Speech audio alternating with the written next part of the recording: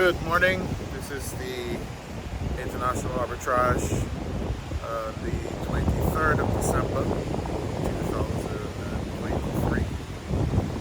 And as we're on the east coast of Barbados today, and as we go into the end of the year, what's mostly interesting and on my mind and that we're all adapting to are the developments of the U.S. Corporate Transparency Act.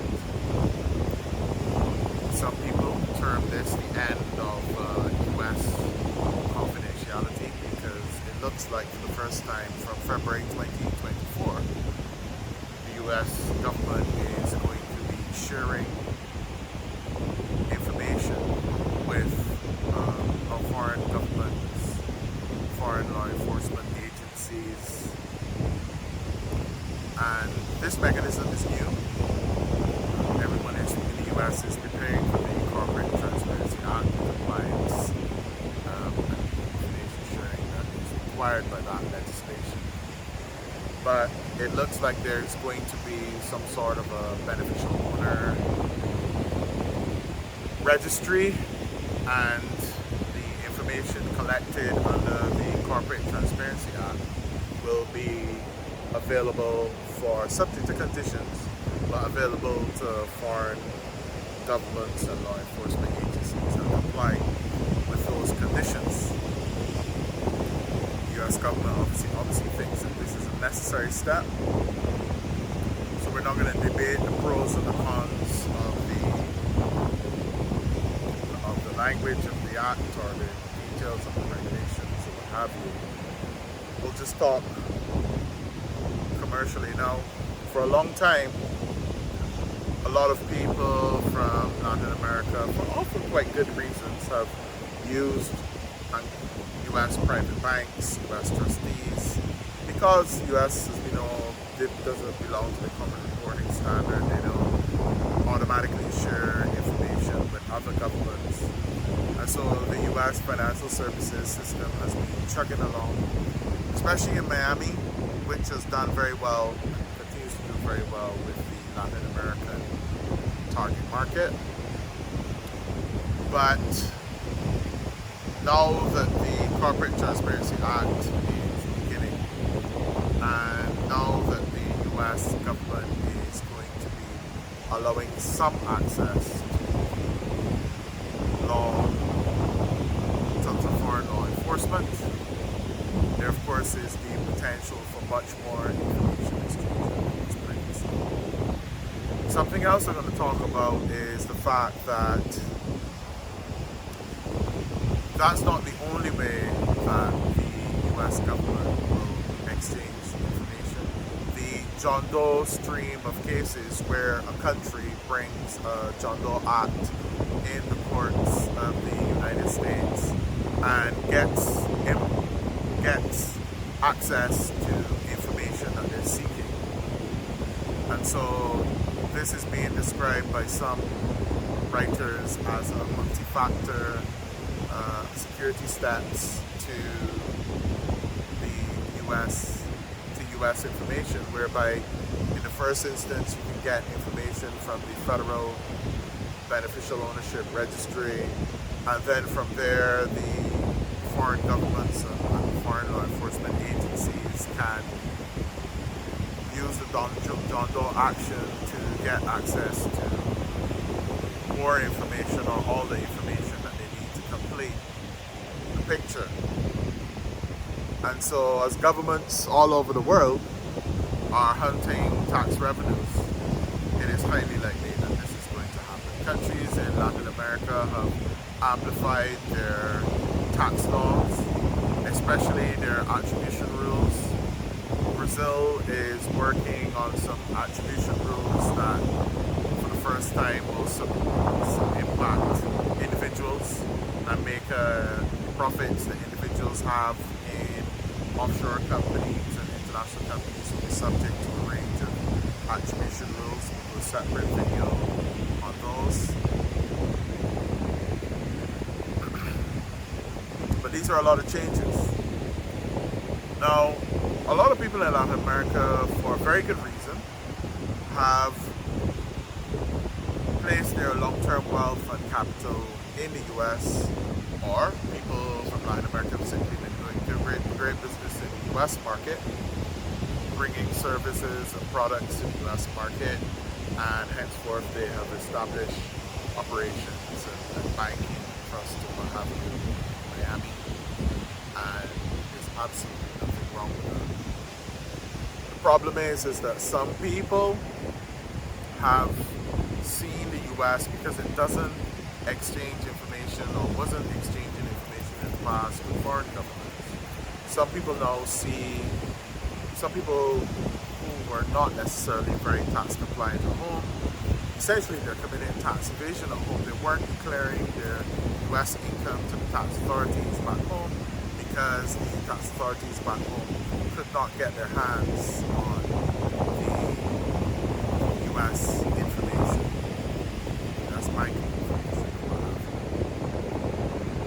And so this now is a real problem for a lot of people, because in the US there is a case called the Pasquantino case, where if you use the US financial system for tax evasion, you can be indicted of a federal offense, wire fraud, or worse. And this is not a great state of affairs, because if you get indicted for tax evasion in the US, not only are you now in the US federal criminal justice system. One of my professors, who was a former US attorney, told me if you get indicted in the US, it takes you 8 years to go through the federal system, even if you're innocent. And of course, as we all know, the problem with money laundering and allegations and all these things is that it's a matter of suspicion. And so if governments in Latin America begin to make allegations against people, file notices in court, put people in court, if people begin to talk about the fact that you or yours are in court for tax evasion, and this came to the knowledge of the authorities in the US, there could be a lot of problems. And the authorities in Florida, the federal authorities in Miami, in Florida, the Department of Justice in Florida, are very well versed in international affairs and international business and investments and money laundering and all the rest of it. So they know their way around. They're not uninitiated. And so the problem is that a lot of families could, some innocent, most innocently, some may have, unfortunately, just been subject to bad advice. People are going to have a lot of problems, because let's put the problems of tax evasion to one side. Even if you have to move now from the US, or if you want to move, or if you want to secure some confidentiality, because as we all know, there are good reasons for wanting to keep long-term accumulated wealth confidential. It's not that tax evasion is the first goal of everyone. It isn't. A lot of families just merely want privacy and confidentiality for themselves and for their families, and there's absolutely nothing wrong with that. A lot of families also want asset protection, they want limited liability protection. These things are all offered in the US, in US banks, in US dollars, and what have you. And so the question is, all other jurisdictions, plausible jurisdictions outside of the US have, most of them have signed up to the CRS Automatic Information Exchange Standard. And so the question is, what next? Well, I'm going to create some more videos on these things. I think some insurance ideas, PPLI, variable annuities, and things of this nature offer one alternative. I'm not a fan of those structures. I don't like large financial companies that aren't banks. You know, banks, of course are subject to intensive regulation, which is why they're worth the risk. But I'm not a fan of accumulating a lot of wealth in insurance companies where you don't know the owners, you don't really understand what is going on with that company, their investment policies. I don't like the cost structures, the overheads, and hence the fees, and so on and so forth. However, that's just my personal opinion. A lot of people use EPLI. I'm not entirely sure yet how they can help with the confidentiality aspect, because someone has to be the beneficiary of the insurance policy. But I'll do a separate video on that. And what I will say about insurance, because there are some providers where what I like is the principals have their own capital in the insurance company. Now those insurance companies I respect those, because the principles of the business, talking about the planning, the structuring, and the benefits and what have you, they have their own capital in the structure, and their capital is at risk. And so your money is being invested alongside their money, and I want to distinguish those structures out from others. And so the ones that the principals have their capital at risk, I have a lot of time for them. I would work with them. I would recommend them if I get to know them, and I do know one in particular. But I would recommend the ones that I know. Any others, I would have to get to know before I recommend. I don't like large corporate insurance companies of one type or another where you don't know who the principals are, or they sit behind, the owners sit behind a bunch of executives who may or may not have anything at stake in these insurance companies, because I've seen a lot of things over the years. The other alternatives that I am aware of are the only other alternative within the framework of CRS and being able to use your preferred banks and what have you, is finding the right custodial institution. And a custodial institution is defined in the CRS rules, and we will do a separate discussion of what a custodial institution is. But if you utilize the right custodial institution, there are ways that you can be outside of automatic information exchange. Even though you have your banking and your entities and jurisdictions that are a part of CRS, and your company may or may not be an active NFE. So, and if it isn't an active NFE, and it's just wealth that you have custody at a private bank and are earning investment income, then that, of course, is the wealth that everyone is looking at sheltering within a trust. And a trust, of course, is extremely important, because a trust is very important because you need the law of equity, the principles of equity, to apply to wealth that is held within that structure. So that's one other alternative. The other alternative I'm aware of course, is, and we all know, is active NFEs. That's where you're doing operational business. Active NFEs are if you're doing oil and gas, mining, trading, financial technology, financial services, whatever. As long as it's an active operational type company with staff and offices and economic substance and what have you, if you have a company like that within, owned by a trust, the trust and the company will be exempt from CRS automatic information exchange. So operational funds of the company will be held by the trust. Will be held by the company. But of course, past a certain point, you will have issues with have some issues with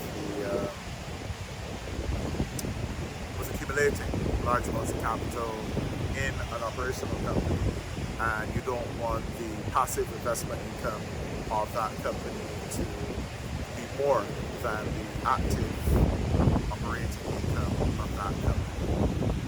So that's another mechanism. Those are the main ones that I am aware of. There could be more. The custodial institution option is very new, one which I'm researching. I'm actually going to go to Zurich on January to look into that, kick the tires before I begin talking more about that.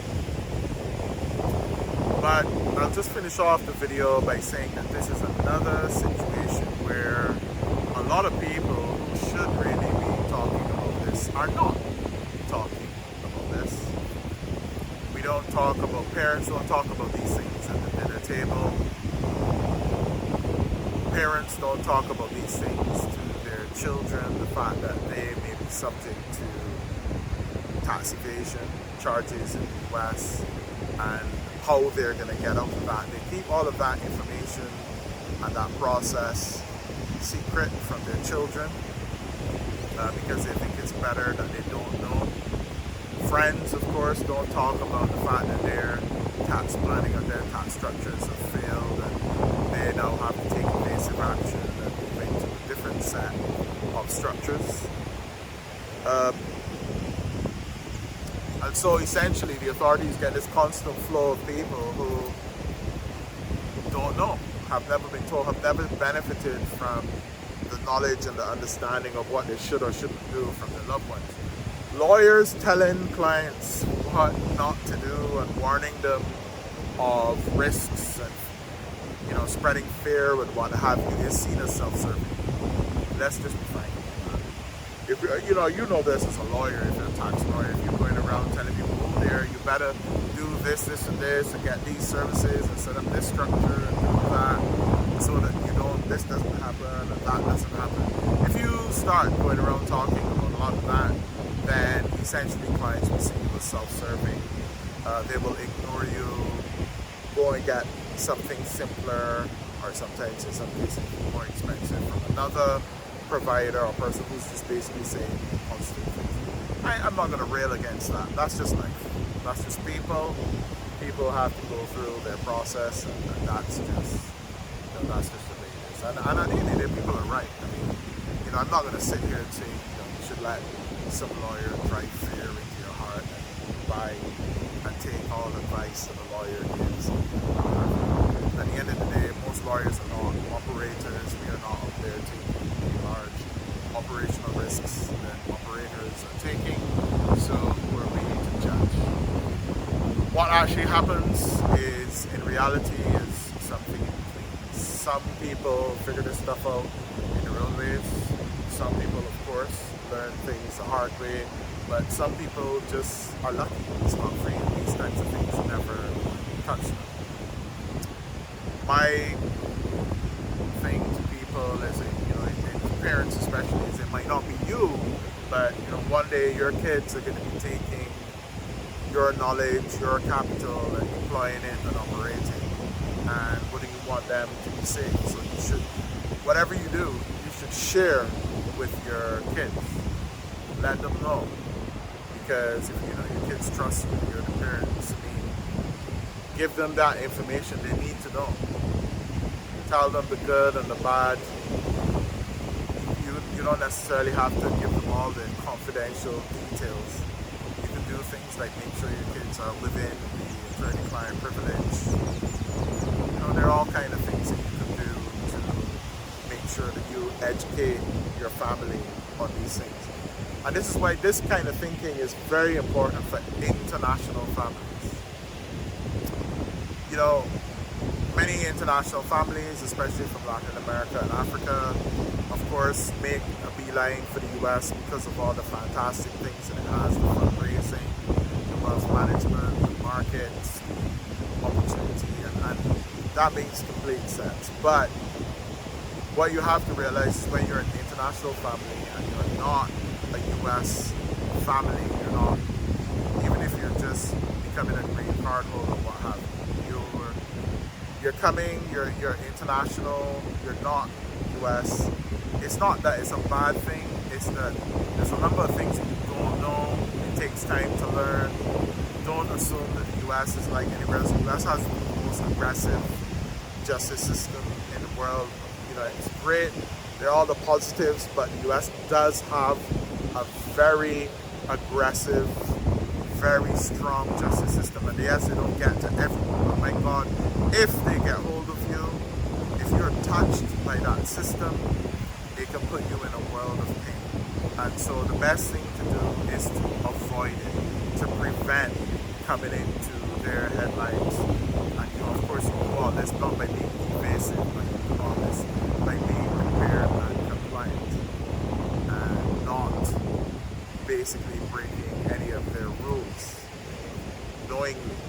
And so if you're in compliance, if you're running good source of funds, forensics, anti-money laundering policies, FCPA training and other things, so you're making effort, you've invested in complying with the rules, these things will all help you in the legal system if you're unlucky, ever unlucky enough to fall afoul of it. So this stuff is very important for no matter what advice you decide to take or what you decide to do. You should definitely let your children know your experience, the journey, the insights, what to do, what not to do, how difficult was it to find a white-collar crime lawyer, how many lawyers did you have to go to before you found one that you were happy with, is the lawyer that you've chosen, are they going to be around with your kids? Trust between lawyers and clients in this game is also important. If lawyers don't trust you, they don't believe you, they don't think that you're telling the truth, they can basically leave you, they can walk off the job. And if they're a good fit for you, then that's a real problem for you. Most international families that own international SMEs, you can't go and hire the large magic circle like shoe firms, because if you're worth $30-40 million and you go hiring large magic circle firms, you can basically run out of money very quickly. You can't afford 8 years of a large magic circle law firm. So you have to find an individual or a boutique, a small firm, where personal relationship and communication is much, much, much more important. And so it's worth beginning to, communication and relationships. It takes time to build these things. And so, if you can find a sole practitioner who's a white-collar crime lawyer to work your way through problems or potential problems, or to make sure the problems don't occur. It takes time to find people like that. There aren't that many, especially experienced ones who really understand both sides of the coin. That is, U.S. white-collar crime lawyers who used to work in the criminal justice system. The majority of them are employed by large firms, and you can't afford to hire them for large. You may be a wealthy person, because $30 to $40, $50 million of wealth is significant wealth. But I've seen this for myself. You can't afford a large law firm. You cannot. You don't even want to try that. And you also don't want to go into a process like this without a lawyer that actually intrinsically understands the system and has experience from it and has been in it. You don't want that. The other thing that I would say is important for international families to realize when you're not, when realizing you're not a U.S. family is, international persons and international businesses are treated differently by the U.S. financial system and by the U.S. legal system. You're treated differently, you're looked at differently. Say for instance, if you were indicted in the U.S. and you went before a jury of your peers in the U.S., the U.S. is a large country, but there's a lot of people that are not international, that have never really, they may have traveled, but they've never lived overseas. Say for instance, there's a big difference between dealing with a court process in Miami versus dealing with a court process in Kansas or somewhere. A lot of people like to get Wyoming LLCs and South Dakota LLCs and these types of things. But if you had an issue which ended up in court in Wyoming, let's say you're innocent, but you're before a jury of your peers in Wyoming or before judges in Wyoming, right? Do you think, how many internationally aware people do you think there are in Wyoming? Wyoming is not New York, it is not Miami, it's different. And these are just real kind of practical things that international families need to take into account, especially if you're the type of international family that essentially doesn't have billions of dollars to where, you know, I think a lot of people see billionaires and large corporations and multinationals people doing things. They don't fully understand, look, if you're worth $500 million, yes, you can go to Wyoming and, you know, you can, you know, afford to hire a large magic circle law firm and let them solve any problems of perception or anything else that you have. But that is not the case if you're worth 20, 30, 40, 50, less than $100 million. It's not. So, families, talk to your kids, talk to each other. Talk to each other and share the information. Share important information and help each other and deal with what is coming down the pike. As I said, I think the CTA is coming in February. We've already seen John Doe actions. We've already seen that foreign governments are targeting. They know that there's a lot of wealth accumulated in U.S. financial institutions, and they're going to go after it. And you don't want to be caught on the wrong side of that. Here I am fear mongering again, but those are just the facts.